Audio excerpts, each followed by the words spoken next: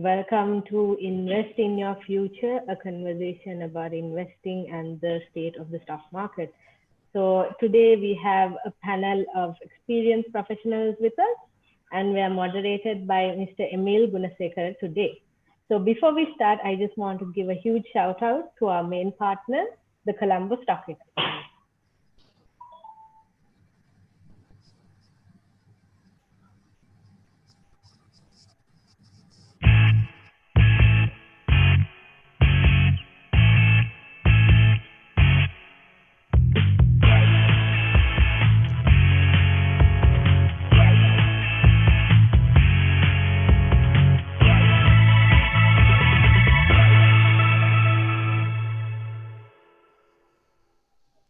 That was our main partner, the Colombo Stock Exchange. I would also like to mention our supporting partner, Sri Lanka.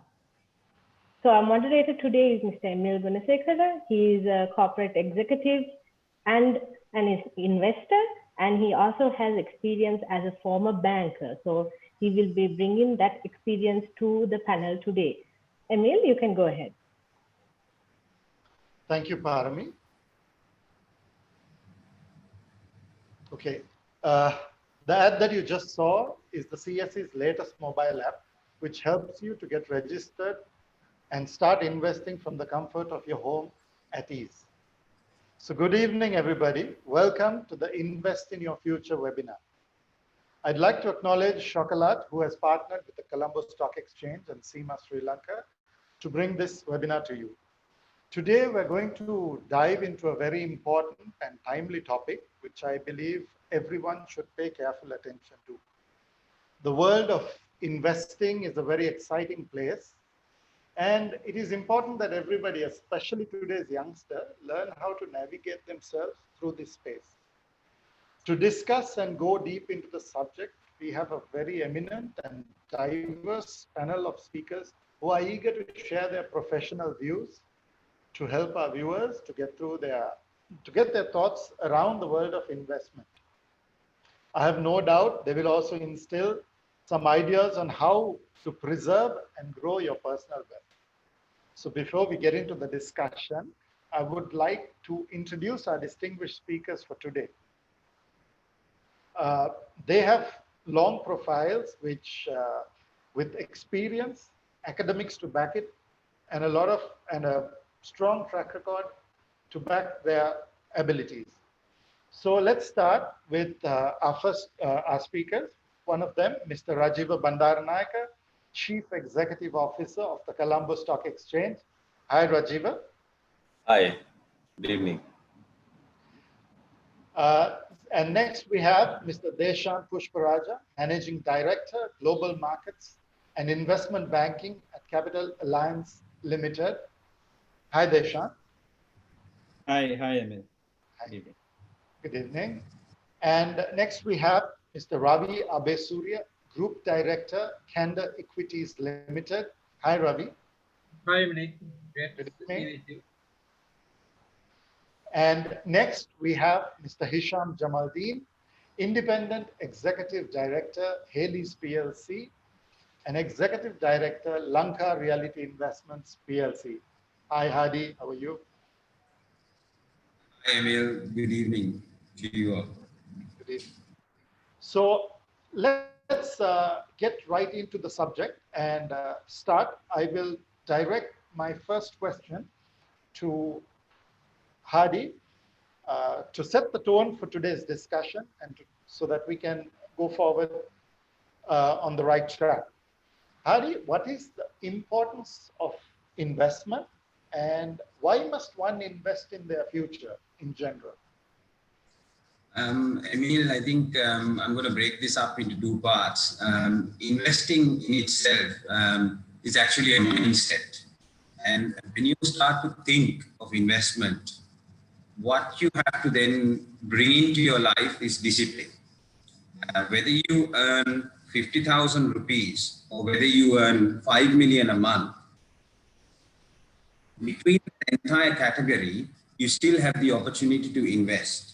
So the first general discipline is how much of my monthly take home whether it's in business or in employment, are you able to put away to invest? So once you get that mindset, I want to invest, then people typically give excuses of, I don't earn enough to invest, which is untrue. And in Sri Lanka, culturally, we have, from childhood, we have a culture of saving.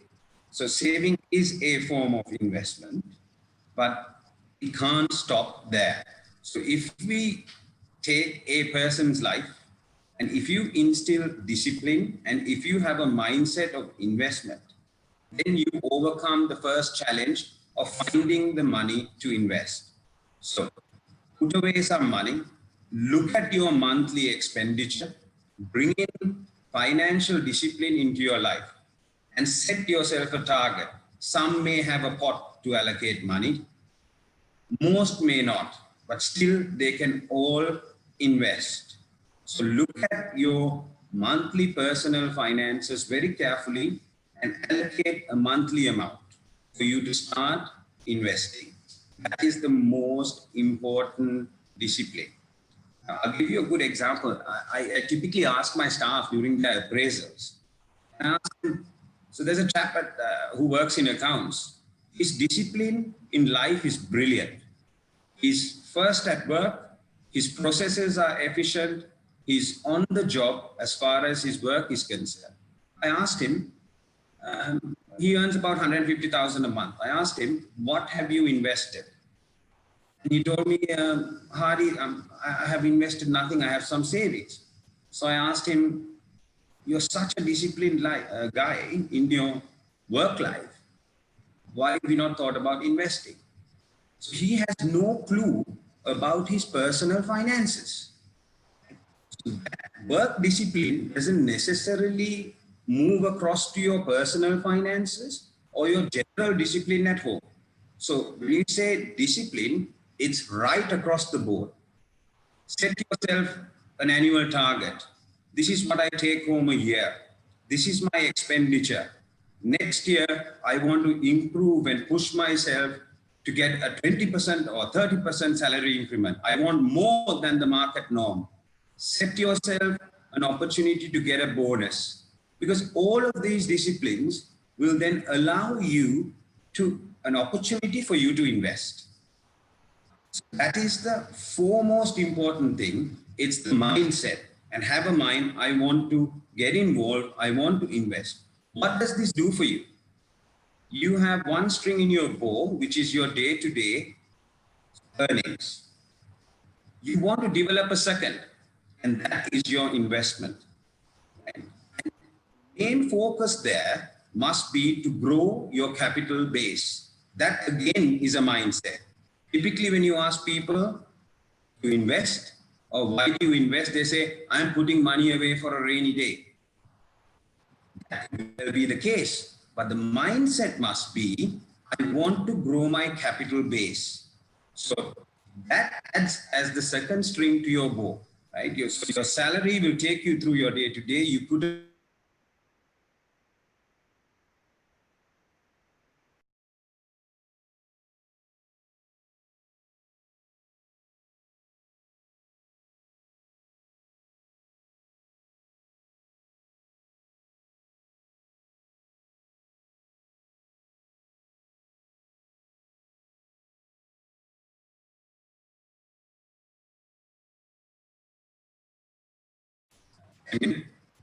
Thank you very much, Hadi. I think that first question alone, we had so much of advice for the youngsters going forward.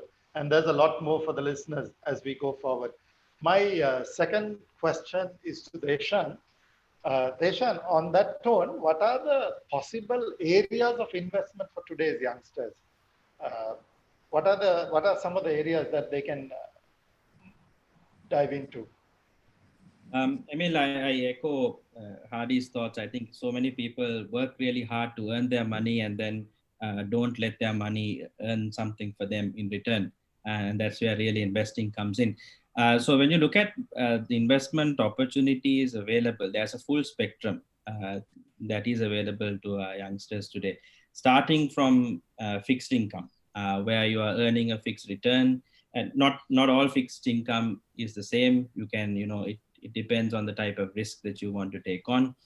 You can either invest in in government securities, you can invest in fixed deposits, you can invest in debentures. So there are various types of fixed income, but the principle is the same. You can reasonably expect a fixed return each year. Then you go down slightly further down the risk spectrum in terms of, okay, what else? How else can I grow my money? And then you go into real estate. That's another area that is available for investment. Either owning your own asset, whether it be land or building, or investing in real estate investment trusts, which gives you a small portion of a larger real estate, which is now available for investors to start it. Then you move into equities, which is where you invest in businesses, whether it be in the share market or whether it be in private companies. You again have the option of investing and growing your money that way. Then fourth, in theory, as of right now, you also have the option of investing overseas. Why I say in theory is because there is a Foreign Exchange Act which allows investors to invest up to $200,000 overseas. But given the current conditions of the economy, the government has put a temporary suspension on that option. But I believe that option will also be available for anybody in the future. So here are the four major asset classes I would break it down into and say this is what's available out there. It depends on your preference. It depends on what you want to save for and how long you want to save for, and based on that you can decide which one of these you want to go into. Thanks, Desha. Thanks for giving us those 4 areas that we can invest in. So we will move gradually into the stock market investment, because one of the key purposes of this webinar is to educate our people how to invest in the stock market. So my next question will be to Rajiva. What is the stock market in simple terms, and what are the benefits of investing in the stock market? Rajiva, over to you. Hi, Emil. So thanks, first of all, thanks to Chokolaate for putting this together. I think quite timely given the circumstances. And so in answer, Emil, since a lot of young people are listening in, make it quite basic as well. If we talk about the role of a stock exchange, in very simple terms, is to channel savings to investment. So now let me elaborate and explain this. So what a stock exchange does is to provide a platform for companies, both in the state sector and in the private sector, to use this platform to raise capital for their companies by issuing either shares or debentures. Now, on the other hand, the same platform also provides the general public, we call them investors, or you can even call them lenders in the event it's a debenture, to invest in savings, invest their savings in shares of these companies. So what happens is the process that the exchange will facilitate the collection of savings of a group of investors and channel them to a company to enable the company to invest that money in developing their business. Now, in return for providing capital, these companies will give back to those who invested some form of return. Now, what investors would expect is a decent return for their investment. Now, there's Deshan referred to the different forms of investments. And if you look at a fixed deposit in a bank, they will pay you a fixed rate of interest, either monthly, quarterly, half yearly, or annually. But when you invest in shares, you don't get a fixed rate of return, but you get an opportunity to grow your wealth, which Hardy alluded to earlier. So let me elaborate this. So when you invest in a company that is listed on the stock exchange, what you're really doing is you're investing in the future growth of the company. The company will take your money, invest it in growing the business, make profits, and pay you back part of the profits that they made. And that's called dividends. That's the first benefit that you get. They may do that once or twice a year. How much they pay you depends on the company, depends how well the company has done financially, and how much the company wants to retain within the business to be reinvested. Now there is another, so that's one primary benefit, the benefit of a dividend that the company will pay off its profits. Then there's another benefit or another return. That's through the appreciation of share prices. So when you invest in a company, for example, through an initial public offer, so that's the first time a company enters the stock market and has a share issue. So you buy the shares directly from the company at a predetermined price. The shares that you buy in this manner could be sold at any time through the stock exchange to any willing buyer at a price which is market determined, or what we call market price. At times, there are buyers who are willing to pay a higher price than what you bought the shares at, in which case you make a gain, and that's called a capital gain. But at times, buyers out there may only be willing to pay a price lesser than what you bought it at, in which case you will make a loss, which is known as a capital loss. But then all of us want to make gains and not losses. So in a stock market, you will see that prices will fluctuate depending on whether buyers are willing to, at what price buyers are willing to buy shares, and similarly what price that as a seller you would be willing to sell your shares. So the market price works on the principle of demand and supply. More sellers means more supply and less willing buyers, and the price tends to drop. More buyers mean demand is created and prices tend to rise. So the market price depends on a number of factors, both internal to the company and external to the company. The profitability and future growth potential of the company are internal factors. And external factors are global factors, local interest rates. For example, somebody did mention about interest rates. So when the interest rate climate is low, you will have more investments into the stock market. Political stability, economic growth, pandemic situation, civil wars, elections, budgets are all external factors which may affect share prices either negatively or positively as the case may be. So as you can see, although there is an element of risk associated in shares due to this volatility, you will also see that investing in shares, as I think Hardy also mentioned, usually gives much higher returns over the longer term than any other form of investment through capital gains or an increase in share prices. So the main benefits of investing in a stock market are capital gains and dividends. But I want to reiterate that when you are investing in a company, you are investing in the future growth of that company. And as they prosper, as a shareholder of that company, you too will prosper. So what happens is that you grow with the company, and that's how millionaires are made. And if you look around, there are so many wealthy entrepreneurs who have done just that. So this stock market investment, in fact, is a process of what we call wealth creation. You will find that over time, the value of your investment will grow and create wealth for you. So investing in shares, you also need to invest some time to study, to understand the companies that you're investing in. So in conclusion, what I can say is, like you're investing your money, you also need to invest some time when you're looking to invest in the stock market. So that's the response I can give, Emil, to what you asked me. Thank you very much, Rajiv. That was very comprehensive. And I think youngsters, or not only youngsters, all those who are listening in would have got a good understanding of what the stock market is and what are the benefits of investing. So my next question is to Ravi. And Ravi, in recent times, we have seen the markets move.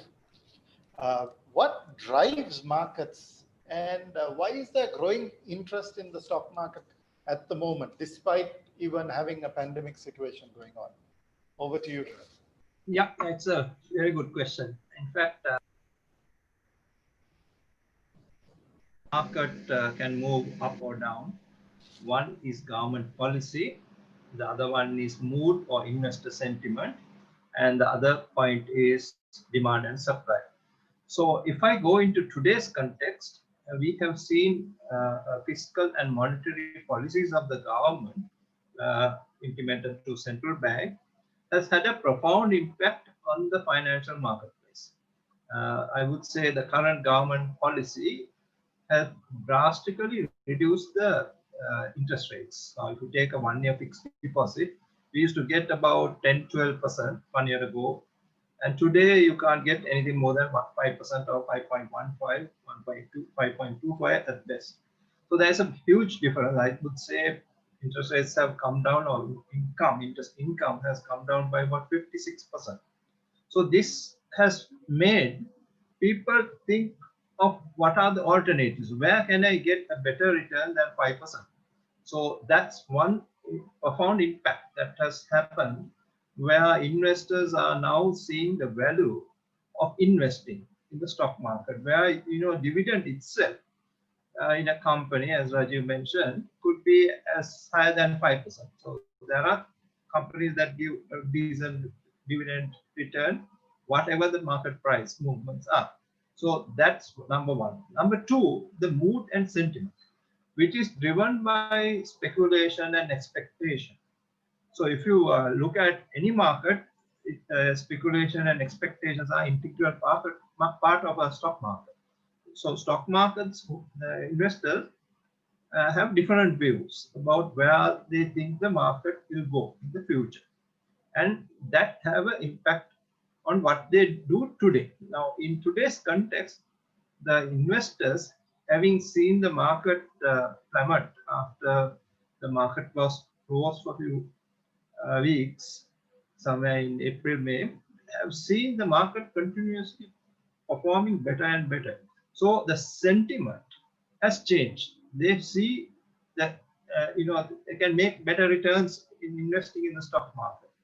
So they look at the future trends, and you can see a clear trend of market prices moving up.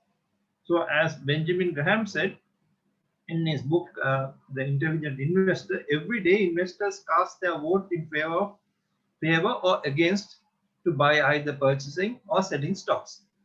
So the votes cast for a variety of reasons range from sound fundamental analysis to inside tips and gut feelings. So today's context, they are getting the signal, if you invest, you can do better. So there is a large number of investors who are having a positive sentiment about the market, and they are getting more and more into the market. This is the best thing that could happen to a stock market, where investors see value and they are getting into the market because the sentiment has changed to become very positive. So sentiment indicators are used, not only fundamental and technical analysis, but sentiment also has an impact on the market. And today, I think the best time to get into the market. And lastly, the third point, demand and supply. If you look at the supply of stocks is limited. Some stocks we have very low market, I would say, free float. So you see a lot of people interested in stocks. So naturally, when there is more interest, there is a demand created.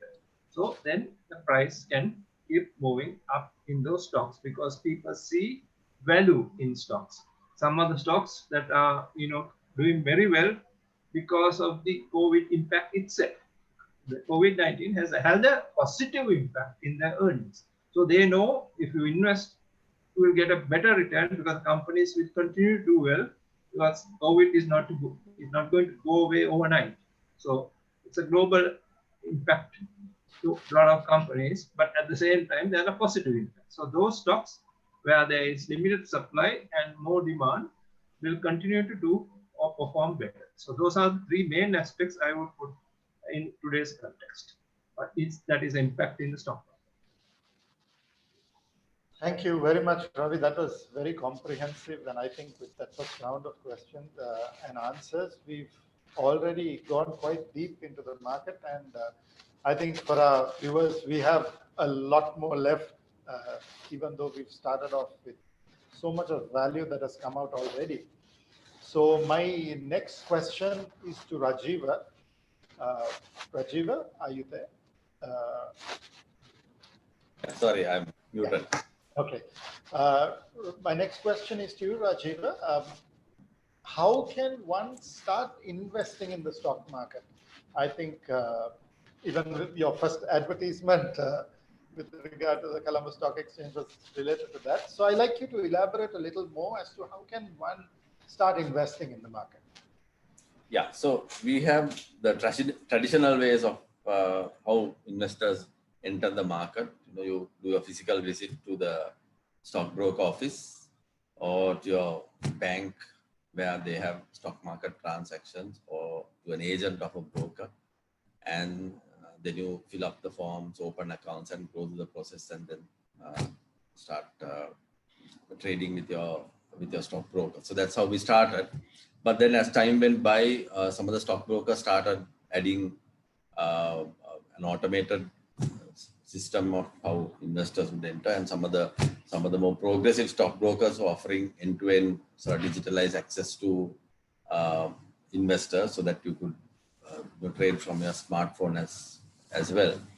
So right now, as it stands today, apart from the traditional methods of getting in, what we did was in September, and I think the pandemic pushed us to do this faster than we would have normally done, is to introduce a mobile app through which any person, any Sri Lankan from any part of Sri Lanka now, can use the smartphone and open an account. That's the initial step you take to enter the stock market. You open an account with a stockbroker of your choice, and then go through the process of digitally signing the agreement. So you don't have to put pen to paper. You can digitally sign all of the documents with regard to opening and trading in the stock market. And then you furnish your information, like for example, take a picture of your identity card, take a picture of yourself, and upload all of that documents. The broker will review it, perhaps give a call, then perform the know your client requirements, and then give you access to the market. And then you can start trading. They will give you access to an internet trading system, and then you start trading. And you can do you are in control of your trading activity. You can literally press the button, select what shares you want to buy and sell, and you have all of that information available at your fingertips with regard to company, the financial information, announcements, disclosure, research material, any other connected information as well. You can get it through your broking firm or through the mobile app, and then you can go through all of your transactions. And then of course, internet banking is available, and you settle online as well. So now you're able to do your stock market transactions end to end without ever getting up from your seat. So I think for any young person, that is probably one of the best ways one can get it. And if I just share with you some statistics, since we introduced this mobile app in September, 17th of September, for the first 2 months, we have received about 5,500 applications through different stockbroking firms. And of that, the interesting thing is 80% of those applications from people who are below 35 years. So we have seen a younger set of investors entering the market. Traditionally, I think Ravi would bear testimony to this, it was the 50 plus kind of investor among Sri Lankans used to get into a market, and that was more community based. They needed to talk to people, physically make a visit, have a chat with the broker, and approach the market in that manner. But we are seeing now a far more probably savvier, more knowledgeable, younger set of investors entering the stock market through digital means. And then we have seen probably good numbers. I think 2,500 applications for a month is a good number. Of course, to say some of the stockbrokers, I think Deshan's company, for example, has done this many moons ago. And I think they were fully digitalized anyway. And they were taking applications, they were signing digitally the forms. So some of the broking firms are more progressive and had introduced it. So what we did, we introduced it across the board for all. And then we also were able to cut new ground through this. For example, we were able to get a direct connection to the Department of the Identity Card Office, the Department of Register of Persons, and then we do an online verification of the identity card. So when the identity card is submitted as a verification, our guys at the exchange will connect to the database in the identity card office, call up the ID on screen, compare it with the ID that has been submitted, and do a immediate verification. So everything is now online, and I think it's very progressive that government department as well, how they are connecting now digitally. So I think the process is entirely seamless, and that's probably one easy way of where one can start investing, and all you need is a smartphone and you have all the information at your fingertips. Ravi, Deshal, etc. will share with you, even Hardy, even research materials that they produce can be made available through that. And so you have all the information and the tools that you require. And some brokers offer charting and very sophisticated tools where you can use all of that, do your own learning and the education that you want, and then start investing in the market. So probably digital is a good way to get in, invest in the market. Yeah. Yeah, that's fantastic. You know, absolutely. I mean, that development is really good. And I think we also, I mean, through this webinar also we're directing, going to the right segment of individual in the market who will, you know, try to speed up the process of getting to know and start to invest. So on that note, okay, we know how to invest. So my next question I'm directing to Hisham. In your opinion, what is a good time to invest in the stock market? And what should one consider when selecting an investment in the stock market? Over to you, Hisham. Hisham, to Hadia. There's two questions there. What's a good time? Before I start answering that, I must commend Rajiva and the team at the CSC. The website is vast improved, which is fantastic now, and also the app is fantastic. So well done to your team for quickly getting on with it, and it's really up to date and it's current. So answering the question, when is a good time to invest? I think when you have the cash, as young investors, going into the market is what it is. I always believe I'm 5 years too late, whether it's to buy property or whether it's to invest in the stock market. So when you have your cash available to you that you've set aside, then you go in, especially young investors. And to young investors, especially the 18 to 35-year-olds, my advice is it's not when, but how long. And what's key is I have seen people, youngsters, burn their hands. They're not able to sustain themselves over a longer period. If you see good stock market investors, they have been around for 30 years. They have managed to sustain themselves. You know, the likes of whether it's Mr. Dhammika Pereira or Hari Jayawardena or Ashok Patirage, Nimal Pereira, Senthil, you name the works. They have sustained themselves for a minimum of 25 years in the market. So in order to do that, you need to always think long term. Take equities over a 100-year period. Globally, it's the best performing asset class. There's no question. So don't take short. There's a cost to going in. There's a cost to coming out. Think long, right? Medium to long is the horizon that you must think of. And that is critical when it comes, rather than the timing of when you go in. It's very difficult to pick when it's the lowest point. When you're starting off, it is you have the cash available, think medium to long, and then make your move. And then you come on to what stocks to invest. When you look at that, I always say invest in good companies or do nothing. Invest in good companies or do nothing. What makes a good company? You need to start looking at the structure of the company first. What are the founding principles? What's the foundation of this company? So by that, I mean, look at the articles of association. Look at the governance structure. Look at the board composition. Are there critical people, people with experience? Very critical to actually understand whether it's a good company. Look at the key management staff. What background? Are they performers? Are they achievers?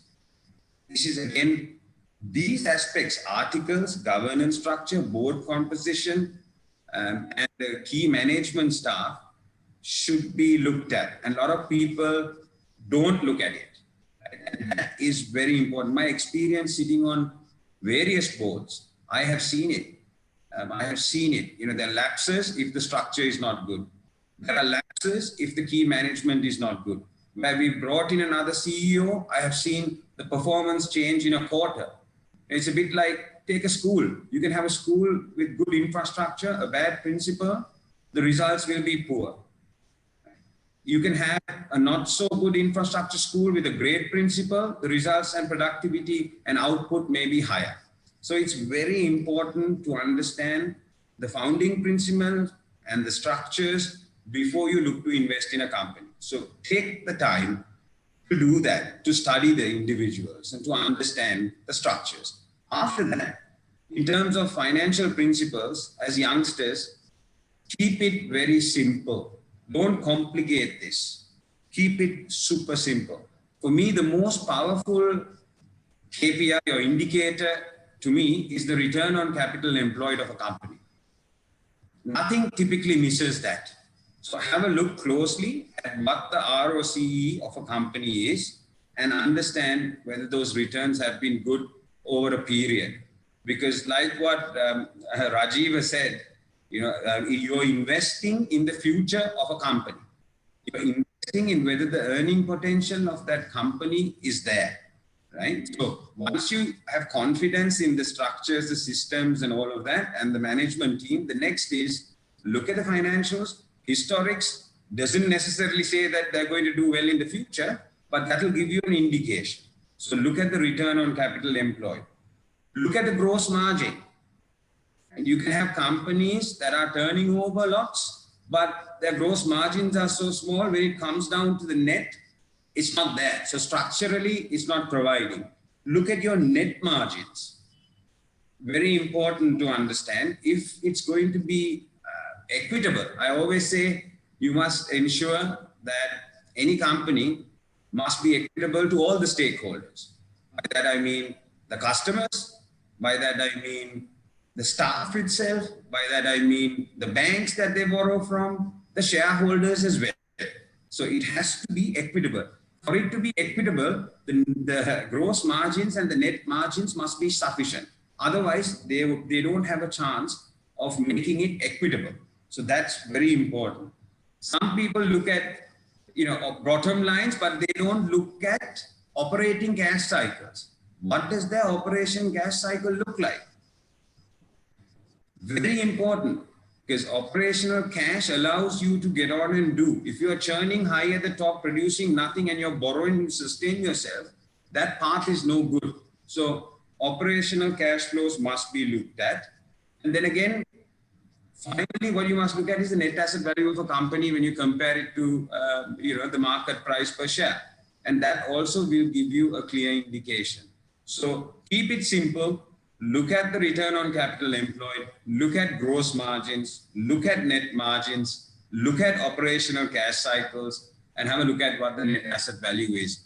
Don't go excessively beyond. If these pointers are pointing the right way, you will find that 95% of the time, the company is good.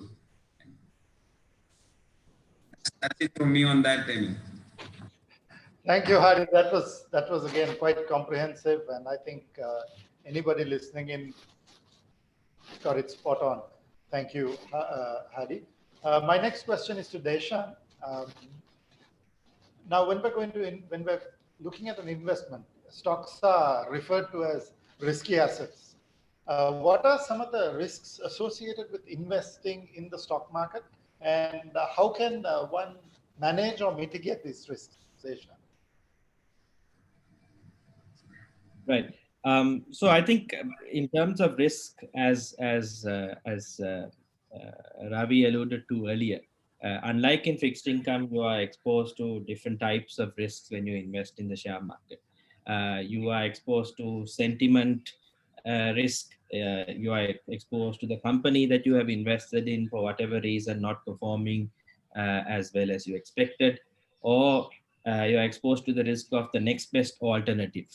Say, for instance, if you had to if the opportunity to say invest in fixed income, suddenly interest rates are very high, and so people would much rather invest in fixed income, and then the share market may come down to reflect that. So across different parts of the chain, you are exposed to risks, and which is why when investing in the share market, you need to be aware of the risks, and also be aware of how to manage these risks in the long term. And as Hardy said, in the very long term, the equity markets always outperform every other asset class.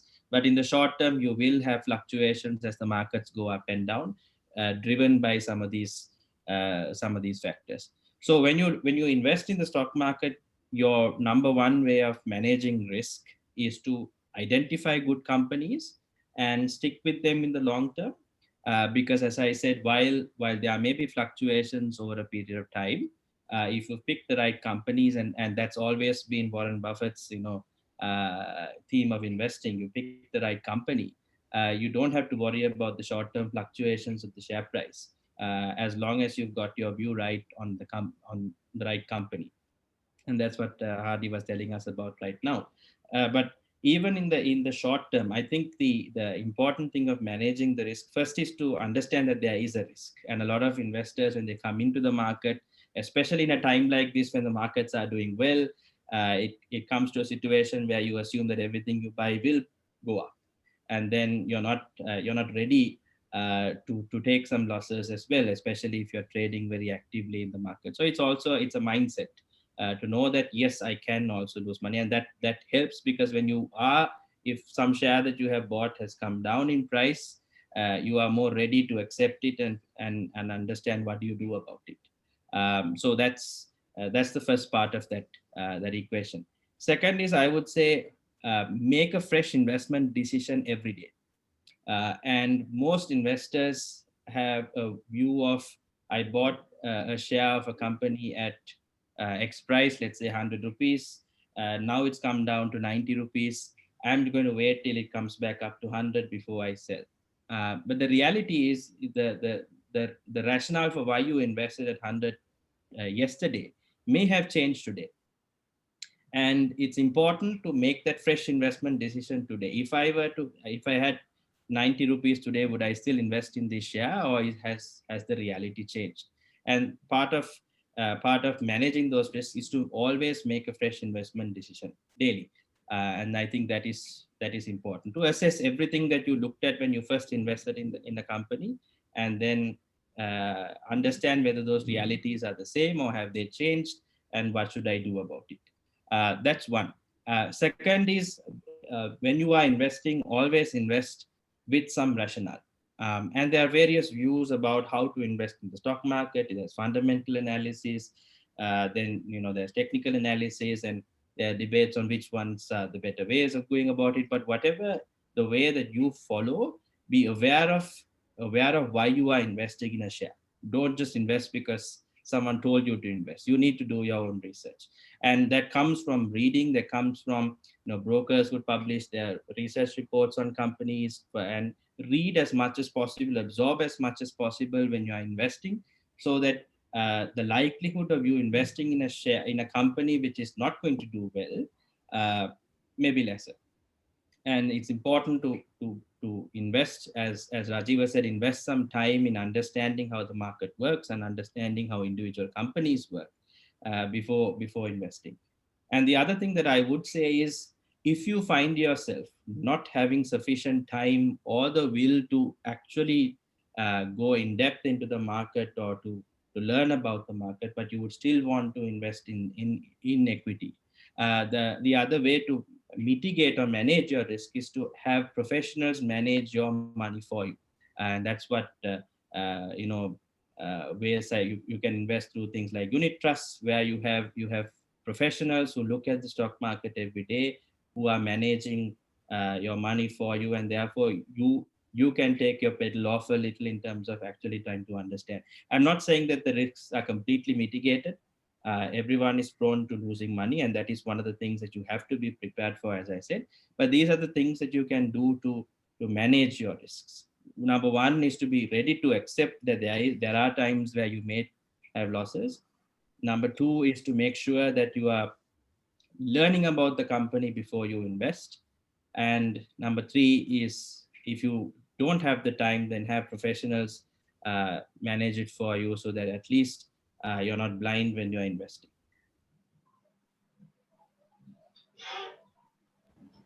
Thank you, Deshan. Again, quite comprehensive in response.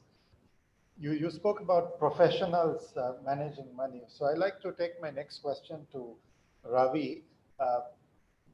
Some may want to invest, they may not want to put it in the hands of professionals, but they may want to get some professional advice before investing. Now, if somebody wants to get professional advice, Ravi, what is the importance of seeking this professional advice before investing in the stock market? Yeah, when investing, seeking professional advice from an investment expert who has a proven track record of advising clients and is also bound by a rigorous set of broker rules. You know, particularly the rules have these ethics and standards of professional conduct, which is stipulated by the Stock Exchange and the Securities Exchange Commission. So they are enforcing these rules on these investment advisors. They are all registered investment advisors. So, you know, first thing is you should deal with a registered investment advisor who is bound by these rules and has a track record. So that's the number one I would recommend when you are seeking advice. You should not, entrust your money to some smooth talking salesperson. So before making stock market investments, it is important for the investment advisor to understand you. You know, it has to be a dialogue between you and the advisor, so that the advisor understands your risk tolerance. Some people can't tolerate very much of stock price movement. Some can. So, the investment advisor needs to understand, first of all, your risk tolerance and your expectations, your returns, your individual circumstances. Now, what we mean by individual circumstances, maybe you are about to retire or you are very young. So today we are more discussing about young people, but it depends on the individual. So some people are ready to take risks, some may not. So investment advisor should be able to understand those specifics of the individual and work together with the client and give the professional advice to develop an investment strategy. Now, that is the most important thing, and today it's not really happening, I will say, in the investment world, where there is no strategy and a plan to take that individual where the investment advisor takes him and make him money.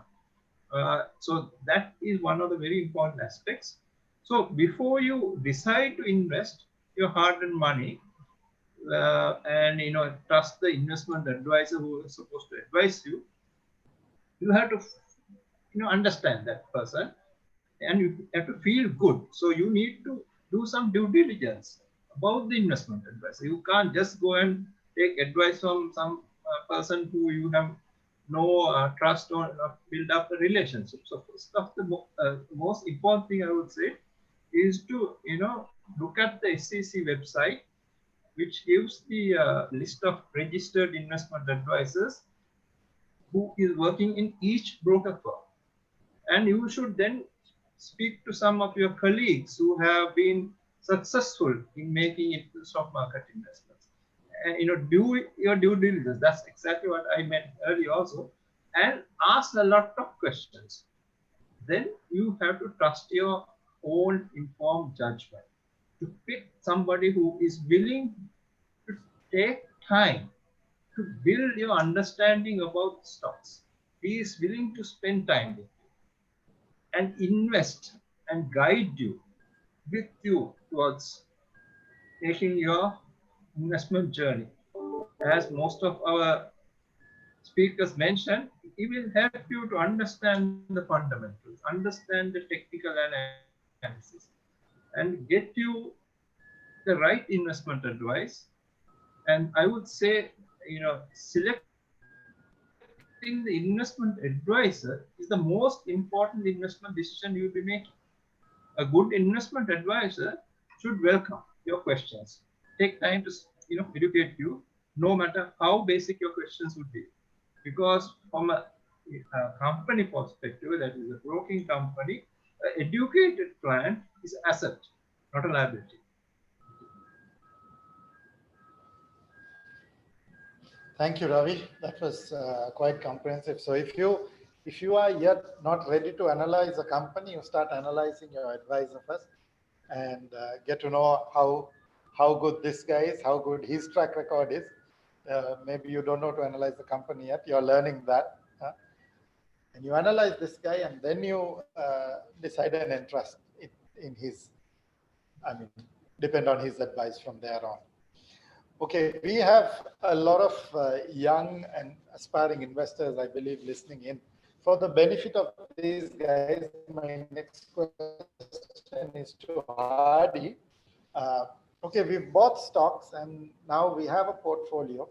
How should one effectively manage this portfolio of stock investments going forward? Hardy, over to you. Yeah. So as young investors, so we've now arrived. Either they've used a good investment advisor, or they've studied companies, studied the market. Now they've invested. The next stage in terms of managing the portfolio, I believe what's very important is ensure that your 90% of your portfolio, unless you're day in, day out in it, is medium to long. If you are pushing to effectively trade and you're starting to do so, my books have never exceeded more than 10%. So that way you're getting an understanding of what happens without risking 90% of what you are holding for the medium to long term. And I keep going back to this. I'm very protective of the 18 to 35-year-old investor, because they need to sustain themselves. They are the future. That is how the market will expand and change. So nursing a young investor through this process is critical. I know a lot of people who've come in at 18 to 25 who come in, they've tried to trade a lot and they have got their hands burned, and then you never see them in the market again. So first we need to avoid that from happening. So invest long, invest medium to long, and ensure that your trading portfolio doesn't exceed more than 10%. Right? So that is something that's very, very important. The other aspect that I'd say is ensure that you are diversified into various sectors. Sectors that you know well, sectors that you have studied well, weightage could be higher. Make sure that you try to cover as many sectors as you possibly can within your portfolio if it is a medium to long-term play. That is really important. The other very important point, I don't want to elaborate too much about it, because the more simple you keep it, the safer your portfolio and the performance will be better. Sometimes the hardest thing, which even myself as a youngster struggled with, is to do nothing. That is the hardest thing, because you're hearing market news, markets going up, oh, why is my stock not going up? But you have good companies and you have a good diversified portfolio, just do nothing. That is going to be one of the biggest challenges as a youngster that you are going to face. So advice is medium to long, buy good companies, try to get across sectors that you're more familiar with, and then do nothing. Fantastic. Yes, do nothing, huh? Because every time, people want to be active, but sometimes the passive weight helps you more in the long run. My next question is to Deshan. Post-COVID, of course, the country is facing some challenges. And how will this current economic state in the country impact our investments or impact one's investments? Deshan, over to you. Right.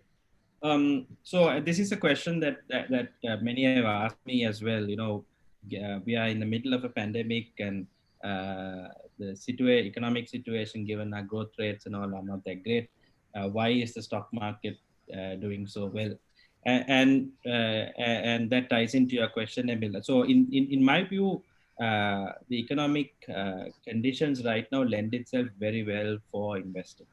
And that comes from two reasons. One is that your next best alternative, which is investing money in a fixed deposit, for instance, um, is at record lows right now. And you're talking about 4%, 5%, maybe 6% if you're lucky. These are the kind of returns that you're getting. And anyone who had invested a year ago at 12% is suddenly earning half their income today that they were a year ago. And this is precisely what the central bank is trying to encourage. They're trying to encourage people actually investing in the real economy instead of keeping your money in a fixed deposit. So it's having its desired effect, because that's what's actually resulting in so much of money flowing into assets, not only in the stock market, but also in real estate and many other areas of assets. But I think it's very conducive, the economic conditions, not only in Sri Lanka, if you look at all over the world, the same conditions exist. We are in the middle of a pandemic, but most stock markets are performing extremely well. And that is coming from the fact that the next best alternative gets less and less attractive. And so more and more people want to invest in the stock market. Ravi said earlier that there are some companies which are also even paying dividends, forget capital gains, paying dividends which are higher than what you may get in a fixed deposit. So that condition really lends itself to the stock markets doing well. And second is, the stock markets always, bear in mind, react before the real economy. The stock market is a bellwether for how the real economy will perform a few months down the line. Actually, we've done some analysis on this, and we found that there is that the stock market usually moves 9 months ahead of the real economy. So when you look at the stock market and how it performs, it's not reflective of how the economy is performing today. It's reflective of how the economy, how everyone collectively, everyone expects the economy to perform 9 months down the line. And so, given where we are right now, and the fact that we've had a couple of bad quarters because of lockdowns and things like that, there's a collective view that next year is going to be much better than this year, purely because of how we're going to bounce back from COVID and the excitement around the vaccine and many other things. So in that sense, again, you're in this ideal spot of where interest rates are low and the expectations for that the economy will do well next year. So this is probably the best time that we've had for at least for the last 10 years in terms of the right conditions for markets and assets to do well. And that's a reaction that we are seeing here in Sri Lanka, as well as in most other parts of the world as well. So this is the time, if ever, to go out and invest in the market. Fantastic. I'm sure you would have eased the nerves of yes. Sorry to come in, but I think just to add on what Deshan said, because a lot of there's major concern around the current situation in a pandemic environment. And there's a few thoughts, my personal views, which I think may help these youngsters. So if I may, please, with your permission, Emil. Please. What it is this is my personal view. What I think is this is the entire pandemic scenario, in fact, is a complete overreaction. If you look at death rates, which is the bottom line of it, it's very low, right? This is, in my view, the biggest hoax that has brought the whole globe to a halt. Right? So take a look at how things have then taken shape. This comes into play. The financial systems in most countries were doing well. The economies were moving well. And suddenly, something's come in completely external and put a block. So now what is happening is, typically, all the foreign money goes back out, right? So it all goes to safe havens. Emerging markets, foreign funds have pulled out. And now what you find is all the global economies, typically a lot of monies have been pumped into the systems. These monies all need homes. Whether it is pent-up demand to travel in tourism, or whether it's funds or sovereign wealth funds that will look for investment soon as this ceases, is massive. If you take, for example, the United Kingdom, 60 billion excess cash, that is net. People are settling their credit cards. People have more money in their bank accounts. So all of this is playing. Now suddenly, in the months ahead, all this needs a home. So in fact, for businesses, what I think the next 6 to 9 months, coming out of this environment, there's a real opportunity. There's a real opportunity to funnel funding into our system. And we as private sector individuals need to ensure that we are ready for the uptake. Even with tourism, the government has a role to try to ensure that we go and get across that 5 million mark, and we have once in a lifetime opportunity ahead of us. And all of this is going to help the young investor that is just coming into the market and give them a good experience for them to then sustain themselves going forward. Thank you very much, Hardy. Any of you feel free to chip in at any time. Fantastic advice. And going forward, I'd like to, we've covered that part of the risk. Let's look at the other side of it. And my next question is to Rajiv. Investors may worry about safeguarding their rights. From a regulatory perspective, what steps do you take to safeguard the rights of an investor by maintaining a transparent and orderly market? Rajiv. I mean, like, it's good that we go into that aspect as well. I'm sure the others also can comment on this. And just before you do that, I cannot help but comment on an important point brought up by Hardy when he spoke about do nothing. I think what you are referring to is about cultivating patience as an investor. So you need to have a strong heart, because all of a sudden, as he quite rightly said, there can be pandemics, there can be crises, and you start panicking. Should I sell? Should I get out? And then that may be the worst move you can make, because you're exiting a good company at the wrong time, maybe at a loss or at a price much lesser than what the real worth is. So I think as an investor, you need to develop this aspect of patience as well, because the secret in investing is about buy low and sell high. And generally, if you have the seasoned investors, they will really buy when there is blood on the streets. So when the prices are at the lowest level, when there is in fact a crisis, because if you are investing in a fundamentally strong stock, you will find that they will bounce back at some point or the other. And that's the time we should get in. And I think these speakers made some very good points in terms of timing and how you get in. So I just had to comment on that, because it's very interesting area to get into. In terms of regulations, yes, I think the basis is about having a fair and orderly market. And to ensure that, we have several sets of rules that have been formulated both by the stock exchange and of course approved by the regulator, the Securities and Exchange Commission, which all go to safeguard the interests of minority shareholders who would invest, quite apart from the main promoters of companies or the owners of companies. Now, on one hand, we have a set of rules that are applicable to listed companies, which govern the manner in which companies can raise public funds, and also the manner in which it should conduct itself in relation to the funds that they have raised and their obligations to shareholders. So, for example, the rules talk about the eligibility criteria for a company to get listed. For example, what are the minimum standards and whether they are worthy of obtaining public funds, and their responsibility towards their shareholders when they do raise money from the public. And the rules also talk about continuing listing obligations. So it's not about taking this money and then forgetting about it.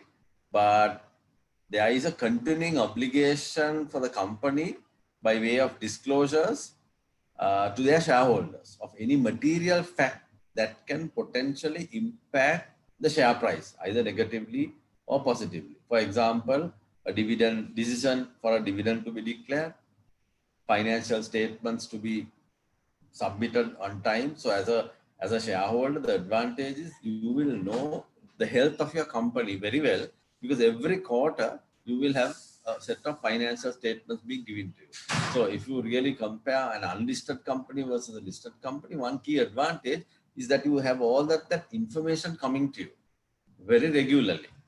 And also there are things like appointment of new directors, designation of CEOs, directors, etc. And if there are any related party transactions, there is a process by which the company should disclose those through related party transaction committees, etc. So there are number of disclosures that need to be made. And then again, there are certain minimum corporate governance rules. I think some of the others alluded to this. There are minimum standards like having independent directors on listed company boards, mandate to have an audit committee with qualified people serving on such boards. You have a related party transaction review committee, etc. So there have been a number of safeguards that have been built in to ensure that certain minimum obligations are met by companies because they are raising public funds. Now, in addition to that, there are also a set of rules for stockbrokers to govern the conduct of stockbrokers to ensure that investors are treated in a fair and just manner. There they talk about the obligations of stockbrokers towards their client, the Board of Business Conduct, etc. Then we also have the regulator, the Securities and Exchange Commission of Sri Lanka, who derives authority from an act of parliament, and they regulate the stock exchange and all the other market intermediaries like listed companies, stockbroker firms, margin providers, credit rating agencies, and everybody connected to this ecosystem. This is to ensure that market activities are conducted in an orderly and fair manner. And for example, offenses like insider trading, front running, or creating a false market, what we know as market manipulation, are being continually monitored, and certain actions will be taken, and they go to the extent of charge sheeting or even taking people to court in the event an offense can be proved. Now, even other aspects in terms of, I'm talking all about certain protection that as a shareholder that you would have in a regulated environment like a stock market. In the event that a company decides to delist, delisting meaning to exit the company from the stock market listing, there is a protection offered to shareholders prior to a company being allowed to delist. And there's a process that the company has to go through and fulfill and pay and buy back the shares from the shareholders at a price that is determined by the in consultation with the SEC. So there is a lot of protection that is built in. Even in the case of a takeover or a merger of a company, then again, there is a code that has been put in mostly to protect the interests of minority shareholders. So Emil, if you look at the overall regulatory framework, I think we have a fairly strong regulatory framework to ensure, like Ravi mentioned earlier, that investors are given some form of protection. This should not be confused with the fact that if you have capital losses, somebody is coming to compensate you. No, that risk is totally different. But as far as a fair and orderly market is concerned, to ensure that there is a fair and orderly market so that everything is transparent, there is price transparency, all of the disclosures regarding any material factor regarding a company is disclosed on time, is there in the market. So what we are striving is to try to get companies to disclose any material factor as soon as it's known to them, so that you avoid asymmetry of information. So everybody gets information at the same time. It's a challenge, but all the rules have been designed to ensure that these rules will work in a way that will benefit the minority shareholder. So that's the, I mean, very briefly, the regulatory framework that we have at present.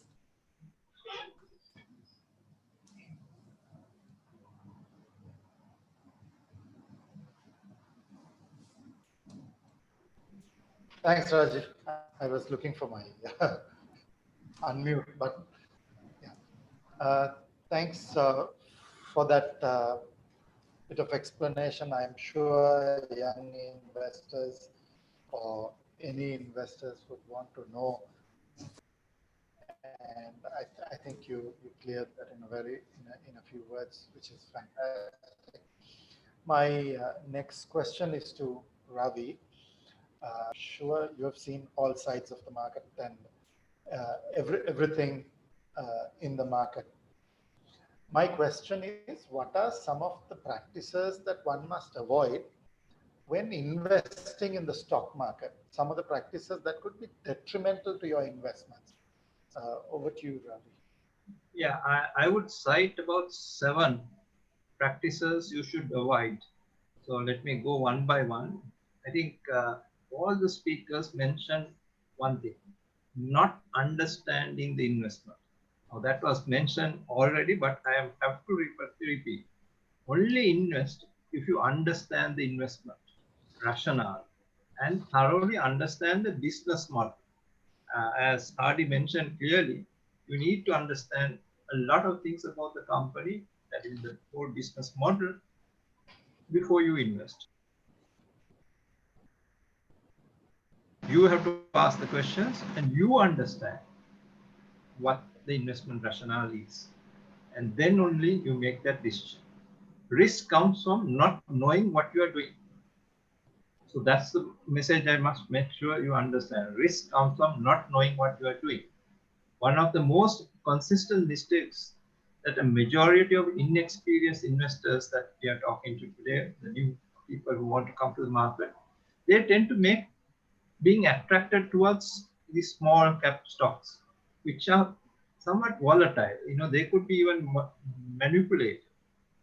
So you may be investing, hoping, okay, I can make a quick buck, high return, because you know a 10-cent share can become 20 cents. You may get 100% return, but at the same time, you're taking a massive risk because it can go the other way. So these stocks could be easily let you lose money. So far better to follow the fundamentals and invest in good stocks where you understand. So that's number one mistake. Then the second thing is letting your emotions rule. Your emotions drive you crazy because you have fear and greed. That's human nature. That's the behavioral sciences.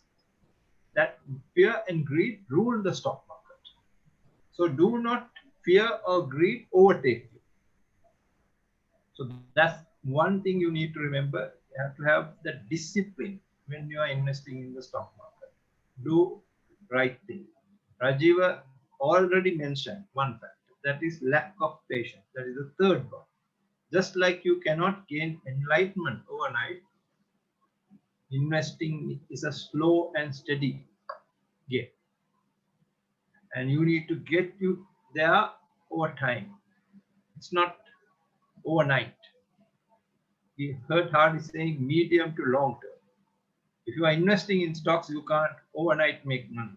You can't overnight make double the returns. So a lot of investors have this very short-term interest or short-term attitude to make money. I think that's a huge mistake. So when you are picking stocks, take a long-term perspective, how the company can increase their returns by understanding the company. Don't fall in love with companies. You can fall in love with your partner, but not with companies. Forgetting that you bought the stock as an investment, that is to make money. So remember, don't fall in love. It's an investment. Once you reach a certain target price, which most of the brokers in their research say this is the target price they're expecting, get out. That's the time to sell. So follow the companies on a quarterly basis and the price, and remember the target price. You have to buy as well as sell. Most of the investment advisors may not come and tell you when to sell. They will tell you to buy But I have seen biggest weakness investment advisors make it, they don't tell you when to sell. So my fifth one is waiting to sell a lose. Sometimes you find when you invest in stocks, the whole investment rationale didn't work out. For whatever reason, price never went up, or you have started losing money. And you have made a loss, yes, but you have to get out when you are losing money. There's no point waiting till the price gets back to the price you bought, assuming it will come back. It is a huge mistake. If you do that, you may lose in two ways.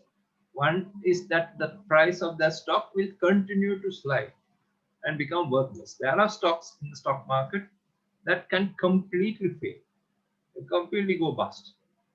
So it's worthless. Second aspect is there is opportunity cost that you could have done by selling that stock once it loses money. You know, in our case, our parent company invested in stocks, and sometimes when they find the stock is moving down, okay, we'll take a 20% hit, get out, and we'll invest that balance money 80% into another stock. So remember that rule. When the stocks are coming down, at some point you say, okay, I cut my losses, get out and invest in something else, which has a higher potential and better prospects to, increase in value. Sixth one, failing to diversify. When building your stock portfolio, always allocate about 5 to 10% in individual stock, and also diversify among different sectors. The stock exchange has several sectors. So depending on the sectors that there is potential, you need to pick up those sectors and diversify within that sectors as well, so that you don't have a single exposure too high. And last one, borrowing and investing. Borrowing means you are using leverage to make stock market investments. So historically, we have seen during times where the stock market prices continues to rise, you may gain a lot. But history has shown clearly that borrowing and investing has an impact on the overall returns, because it can wipe up all your investments. There are situations because of sheer greediness, you may keep on borrowing and putting more and more into the stock market, and ultimately end result is you lose all your money because you have borrowed and invested, and the principal you originally invest is all gone. So remember those 7 rules. Thank you very much, Ravi. I think that is great advice there. 7 points, what you should not do in the when you're investing. Let's go back to Hisham. Hisham, as a corporate leader that represents multiple industries, what is your outlook for Sri Lankan businesses in the short to medium term? Emil, I think Professor Ravi, that was excellent. It reminded me as well a lot of things. I'm sure the young investors here would have taken a lot from that. That was pretty comprehensive and spot on. So thanks for reminding me as well of some things. So there's a lot that seasoned investors can learn as well from this panel. I think I sort of, in terms of where things are going. So the globe is effectively sick at the moment. That's how I see it. So the first port calls to manage our macro fundamentals is to bring the patient to stability. So that I can see the government acting, and there's things that will happen, that are happening to bring the patient to stability before you can start to operate on the patient. So the next operation on the macro side of things is to manage the government debt, and they're taking steps to bring that into control. In terms of demand aspects, I think that we are going to start to see things which we have never experienced in our lifetime. So if you take I'm in the tourism sector, the hospitality stocks have taken a large hit. There are losses in terms of managing all of this. But I am a firm believer that the pent-up demand is going to come on stream. And against our regional peers, it's how we then facilitate to ensure that we catch a large part of that market. And I think the airport authorities have taken necessary steps and actions to bring down landing charges, to open up Mattala for budget airlines, which is a fantastic step. I think we are seeing the Katunayaka second terminal in action, but that will come on stream. So I think if we manage those aspects and we are open for business, I think the tourism sector from a long-term perspective will come out and do well. In terms of the real estate sector that I'm in, I think last Thursday's acquisition would have told you how we feel about it. In fact, we acquired Onali Holdings, which has retail and office. And we are confident about the real estate market. We are in the spaces of affordable housing. I think mindsets of people have changed post-COVID. Things that they put off in terms of owning a plot of land or owning an affordable apartment has come up ladder. There has always been supply and demand mismatch in the space. So there's a requirement of about 60,000 affordable homes. Planning is only there for 15,000. So I think in the real estate space, I'm not talking high end, I'm talking the affordable space. I'm a firm believer that there's plenty of legs there. So right now we are in the middle of this tunnel where everything that we see looks black. But we need to, I think it's only a matter of time before we come out and we start to see clearly that actually things are going to normalize. And in fact, we need to gear up. We need to gear up. And I see a real opportunity for other private companies to list. I see a real capital raising opportunity. I see debentures coming into play in different forms. So creativity is going to set in whatever sector we are in. We are seeing it at the moment. And I think it's going to be an interesting year ahead.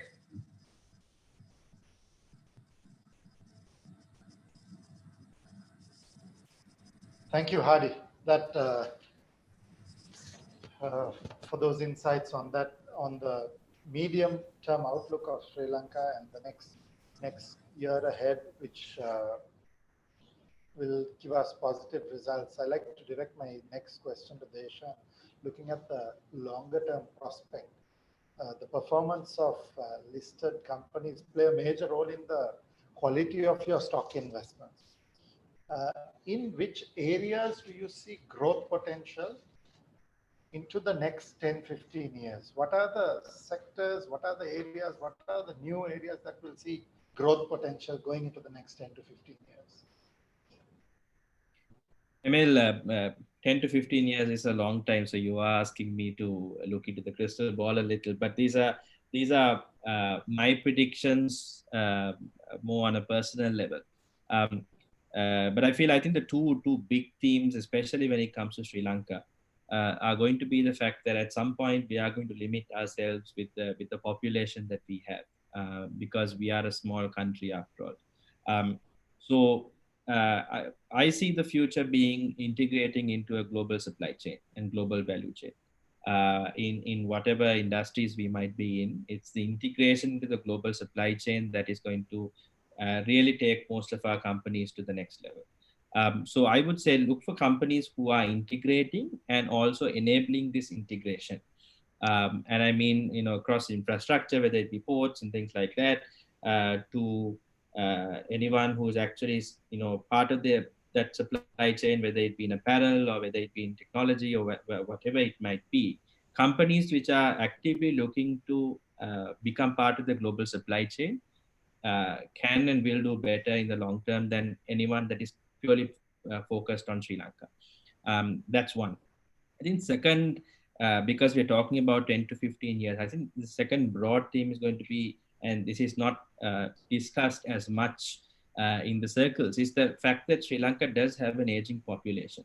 And if you look into 2030, 2035, you're going to see more and more of Sri Lanka's population, becoming older, and our birth rates are lower. So you are going to see a fundamental shift in the economics and fundamental shift in demand in terms of things that may be needed.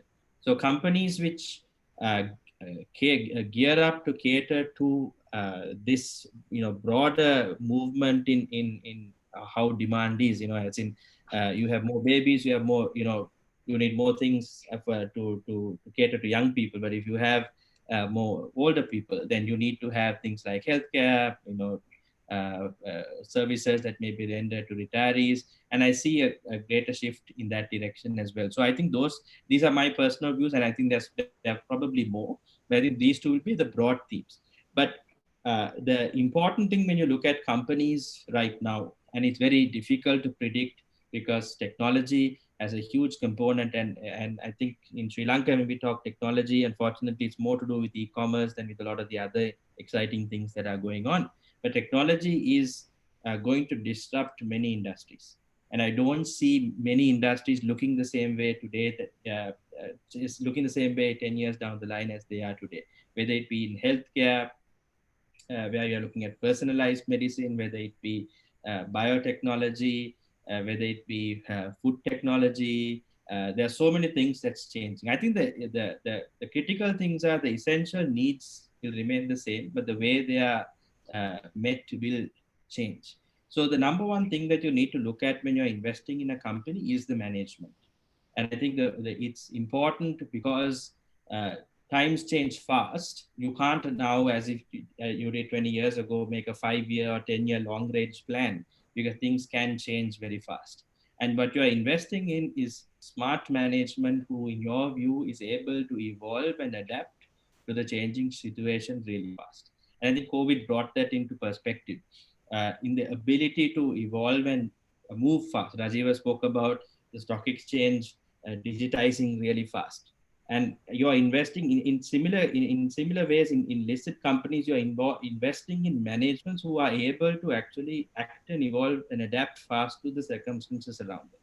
And I think if you get that right, and if you're getting the broader direction right, then the management will react to certain situations as and when they come up. I think that's probably the best way. Otherwise, yes, we all have our personal views of what may do well over 10 years. But important thing is to invest in people who are able to adapt that at that speed. Yeah, fantastic. We're always looking to invest in businesses, not just buy shares. So when we're looking to invest in businesses, I think, yeah, management, I mean, investing in the management, investing in a company that has management that can adapt is a great bit of advice there. Anybody else wants to add anything to that point, that particular the future outlook? If anybody feels, you can feel free. If not, we'll move on. My next question is to Rajiva. Rajiva, what plans do the CSE have to strengthen the markets and sort of broaden the investor base and encourage more young people to come into the market? You already spoke about but what are the other plans that the CSE has? Yeah, Emil, yeah, Emil, yeah, quite a few, Emil. But in the interest of time, perhaps I'll sort of narrow it down to sort of one area, and that is about product diversification. As you know, we are currently kind of a two-product market. We have shares and then we have debentures. And of course, both primary and secondary market in both instruments. So I think a focus has been to give a wider choice to investors by diversifying our product range. And we saw the first of those products being announced. That is a real estate investment trust. Now that's seeing a lot of traction.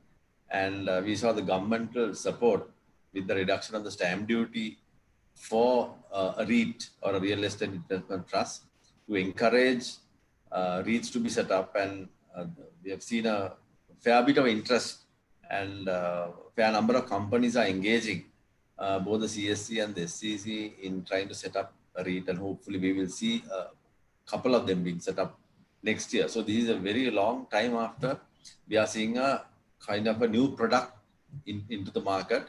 REITs have proved very successful in certain other jurisdictions like Singapore, Malaysia, Pakistan, etc. So we are hoping that this will give a new opportunity for investors to invest in assets, real estate assets. Then a second product that we are working on and currently awaiting regulatory approval is about creating an over-the-counter market for corporate debentures or repos. So that's another void we feel that we can fill. And so we're just working out the regulatory framework to enable repos to be traded on an OTC counter on the exchange. Then we are also working quite a bit on seeing whether we can introduce gold as a paper, as a traded product into the market. And a lot of preliminary work already has been done with the industry, with the banks, etc. And so we are just designing the product so that, and also trying to design the legal framework for that to see whether gold as a product could be introduced, because that is something, a commodity that has a lot of favor, particularly among Sri Lankans. And as an investment, it is something that we feel will be something that a lot of investors, both at a institutional level and at a retail level, will be will have a good sell and an opportunity for investors. And the fourth is about stock borrowing and lending, together with some of the other infrastructure developers we're doing. We are also trying to introduce the methodology for enable shareholders and investors who want to borrow stock, and for those who have dormant portfolios, who could lend stock and earn something off a dormant portfolio. So very quickly, Emil, those are a flavor of some of the new products that we are trying to introduce in 2021. Of course, there are many other areas, like, for example, to encourage new listings, to broad-base the market, etc. And perhaps in the interest of time, I thought I'll just tell you about the product area, which will be the most exciting for investors. Yeah, thanks, Rajiv. I'm sure that's a subject in its own, which you can speak for an hour or two on, I'm sure, because you all must be working on quite a few developments. So we're almost coming to the conclusion before we get into some of the audience questions. So Ravi, we've discussed a lot here, and we've shared a lot of information in a very structured manner. What advice would you give a youngster who wants to pursue investing in the stock market? Ravi, over to you. Yeah, I think we started this webinar when Hardy mentioned about the importance of people understanding investing in finance. So the first and most important step a young investor should do is to become skilled in controlling and safeguarding their personal finance. You need to start working on your financial IQ. Unfortunately, our education system has not given anything on the managing your personal finance. So become financially literate so that you are free to achieve your personal financial objectives. He gave a good example of an individual who is very good at his work but never thought about his personal finance, how to manage it.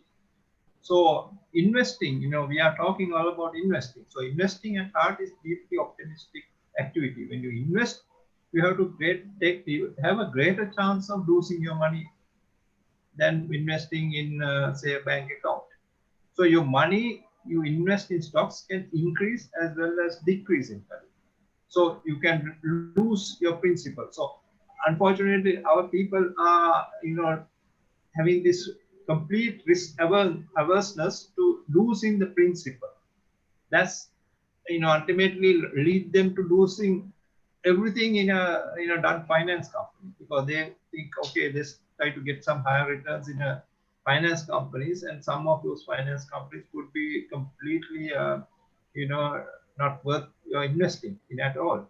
So that's a much higher risk compared to, I would say, investing in the stock market. So, you need to become very familiar with investing and, understanding risk. So investing in the stock market has a much greater opportunity for you to earn money if you do it in the right way.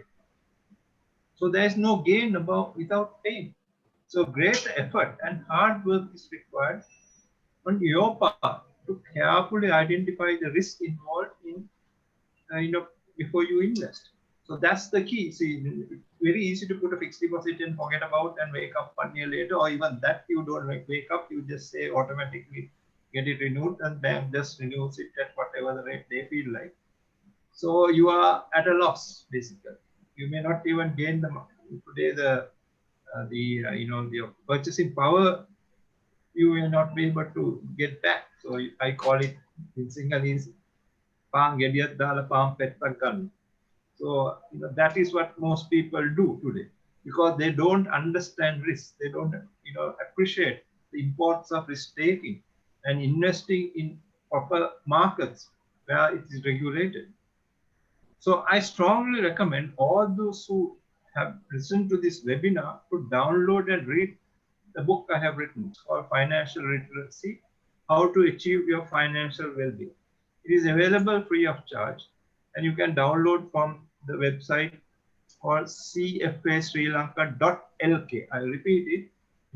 You need to just type cfasrilanka.lk. It is available in English, Sinhala and Tamil languages. Just click on the picture, download it, read it. That's the best message I could do because I just don't have the time in this kind of webinar to tell all about what you should do as a young investor. Thank you. Thank you very much, Ravi. That is great advice for any youngster. And I think the main line of questions are come to a conclusion. We have a few audience questions. I just want to go through them. One, I think this one might be to Rajiva. It is by one person who has asked, why is it hard to invest in the CSE or open a CDS account for a non-resident Sri Lankan? Is there a problem with that, Rajiva? Is there how can? Not really, but as you know, since it's a non-resident, there are certain requirements that has to be followed, which is a little more onerous than a Sri Lankan would be from Sri Lanka due to the FIU or know your client requirements. So, for example, the regulations as it stands now will not enable a foreigner to use the mobile app and open the account, simply because there are some requirements, documentation requirements, which require the original certified documents to be submitted, for example. So you cannot digitally submit and like what a Sri Lankan would do, unfortunately. We are working on that. We are already engaging the central bank to try to change some of those regulations to enable non-resident investors to use those digital means and to actively involve our embassies overseas so that the documents perhaps could be submitted and verified through them or some other third party like a bank, and to ease up the requirements to enable non-resident investors to get in. Right now, it's possible to do that, but I think the original documentation has to be submitted like what I said earlier. So here we are discussing with the regulators to come up with a new scheme so that those foreign investors too, non-residents, even Sri Lankans, could use the digital means to open account just like Sri Lankans could do. So it will be evolving. That's the next step. And hopefully, if we are successful with some of the discussions that we are having with central bank, we should be able to come up with a new set of regulations to enable them to get in that much easier into the market. So we are working on that. Thank you, Rajiv. I'm sure that would have answered the question of that particular person. My next question is to our real estate expert, Hardy. Hardy, there's another question. How should you approach an investment in real estate and your take on stocks versus real estate? That's another audience question that we have. Yeah, so there again, It's how you, there are two different asset classes. Now, once you get hopefully REITs into the mix, so you can have the advantage of a stock is to buy a patch of land in Colombo or the suburbs. The cost of that is significant. Right? The cost of it is significant in relative terms, especially for a young investor who's trying to allocate some finance through their salaries and other means of savings that they have. So the stock market gives a slightly different feel. Now, when it comes to say Lanka Realty Investments, the whole idea was actually for us to be a REIT without the regulation in the listed form, so that if somebody wants a piece of the real estate action, we have parcels of land across Colombo, on the south coast, etc. And we have developed, we have land bank, we have planning assets, we have developed and operational assets and developing assets. So we have a full spectrum of it. So the question is, how much liquidity do they have? If they want to buy a plot of land, there's legal aspects involved. Acquiring a piece of land in Sri Lanka is not as straightforward. The returns are there, but listed format, what it gives you is a far easier access, and the quantum that you invest to partake in that bigger picture is there. And in fact, if you take all the large conglomerates, if you buy shares in those companies, you're automatically participating in the real estate story, you see, because that's why this REIT model comes into help to unlock. All the balance sheets are clogged with land and building, and they necessarily don't know exactly how to utilize it. So you bring a REIT into play, and what typically real estate gives is it's a hedge against inflation. Whether it's land or whether it's brick and mortar thereafter, it's a hedge. And typically, REIT investors are either small investors or they are pension funds that want that safety in terms of their portfolio. So really answering that question, real return-wise, if you look at suburban lands and the stock market, suburban lands have given a higher return over the last 15 years. And that is absolutely clear for us to see. But the quantum of money involved and the process that it is, it becomes a far more challenging task. So if you want to have a portfolio of investments, having real estate is a good thing, but not necessarily everyone will be able to do it. It's far more challenging to get on, and it's not as easy as setting up a CDS account and going and investing some money. Thank you, Hari. Yes, certainly. I mean, somebody cannot invest a little money. I mean, if you have 100,000, you cannot invest in real estate, but you might be able to invest that in the stock market and grow it from there. So thank you for that advice. My next question is to Ravi. At some point, the market may go down. What macroeconomic factors could cause this to happen, and what signals should we look out for? Yeah, markets go up and down, and I would say, it is very much the signals that are coming from the sentiment of investors that could show a turn. So, usually the turn can come where investors start selling. The more smart, I would say, the smart investors are the first movers. In today's context, the high net worth investors are buying into stocks. You can see them collecting. So that's an indicator of the positive side. But likewise, when the smart investor starts going out, you will see the indicator. Now, that cannot be compared with the foreign investors. Unfortunately, the foreign investors do not see the ground situation, and they are looking at the rating agency reports which have downgraded Sri Lanka. And there is an exodus from not only Sri Lanka, but more or less most of the emerging markets or frontier markets. So we belong to the frontier market category. So there is an exodus to more safer havens, even though they are getting negative or zero returns in those markets when it comes to interest rates. So you can see that even. So where is the money? As we mentioned at the beginning, going? It's going into stock markets. So likewise, that biggest signal, I would say the most important signal is smart investor moves. And then you can also get an idea from the company's performance. If the valuations are completely, out of whack from the earnings, that also is a clear indication the prices are getting into overbought territory.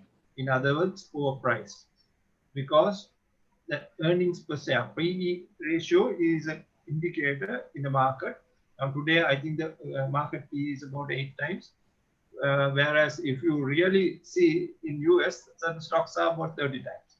So, if the market PE goes into, say, about 20, that's time that it will crash at some point. The market will not sustain that kind of situation. So according to you, still markets are cheap at 8 times PE.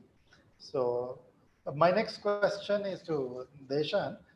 Deshan, many listed companies are closely controlled, and in some cases they may not give value to the minority investor. In that sense, what are the rights of a minority investor? I think, Rajiv, I think, described a lot of the protections that are available to a minority investor in terms of especially disclosure, especially in ensuring that there are independent directors on each board, which are responsible for ensuring the rights of investors in general. So I think one part of this is the disclosure and the enforcement of the rules, and I think the stock exchange is doing that and encouraging more and more regulation and more voluntary compliance of guidelines as well. So that's one part of it. The second is, of course, you are in a market which actively trades, and to the extent that you see that some companies are not giving value to you, and I think it is as one of the panelists said, every day. It's you're voting. It's a vote of confidence on a particular share, good or bad, and to the extent that more and more people give a vote of no confidence to a particular company in lieu of the fact that it's not protecting its minority investors. Over time, the price of that share will come down, and then you're sending a very clear signal to the company that, look, there is a premium to be had if you comply with the regulations and you look after the minority investors. And I think that message, when it goes loud and clear to each company, over time, you are also encouraging them, even those who are not looking after the best interests of the minority shareholders, to do so because there is a financial incentive. If nothing else, there is a financial incentive. So I think it's a bit of both. It's a bit of the regulations that are out there, and the ability for any individual investor, if they are aggrieved, to write to the regulator, to talk to the regulator. But at the same time, as Rajiv said, it is not about if you lose money in the market, is there someone to protect you? It's about whether the company has acted in the best interest of the shareholder. And if you feel that there is some reason why it hasn't happened, then there are processes in place for you to make those grievances heard. Thank you. I think that would answer that person's question. I think the next question might go to Rajiva. This is with regard to the representation of industry in the stock market. They've asked, why don't we see any pharma or tech companies represented in the stock market, and will we see these sectors represented in the future? Yeah, good question. I'm glad that somebody asked this, because what we did recently is to come up with a new set of listing criteria with the intention of encouraging tech companies into the market. So traditionally, we had this main board and the Dirisavi board requirements, profitability, net asset value, etc. So what we did recently, and we have published those rules, is to expand the listing criteria so that we go on other bases other than profitability as well. For example, based on the revenue of the company, and allow those companies also to get a listing. So typically, the criteria that we have come up with will suit tech companies, and this has been tailor-made actually to encourage tech companies to come in. And talking to some of these tech companies. In fact, recently we had a workshop for technology-driven companies with FITIS. FITIS is an organization of all the tech companies. So we had some engagements already with some of the those companies. We have had through SLASCOM as well. So we are hoping that more and more tech companies now will start looking at funding themselves through the capital market, because the regulations and the criteria now have been amended so as to ideally suit a tech company, and they have about 3 different options that they can select from to still be eligible to come and list. So I hope that we will see a couple of these tech companies coming in the future. Fantastic. I think that would answer that question very well, and whoever will be pleased. Okay, we have come to the conclusion of a very insightful session of knowledge sharing. I'm more than certain that our viewers have gained a holistic knowledge about investing in their future. The young generation is extremely fortunate to be able to surf the minds of industry heavyweights such as yourselves and find ideas that might help them set a platform. Help set a platform for a new breed of investors going forward. Chokolaate as a magazine has always been committed to enlightening and uplifting the youth in the country. For that, a big thank you to Michelle and the Chokolaate team. On behalf of Chokolaate and our sponsors, I would like to thank and appreciate Rajiva, Ravi, Hardy, and Deshan for the time and commitment in sharing your knowledge and letting in so much. On a Saturday evening that we've taken into your private time. I would also like to thank and acknowledge our sponsor for this webinar, the Colombo Stock Exchange, and our supporting partner, CIMA Sri Lanka, CIMA Sri Lanka. So it has been a great session. So until we meet again, goodbye and good night. Thank you very much, everybody. Thank you. Thank you. Good night. Thank you. Thank you. Bye-bye. Bye-bye.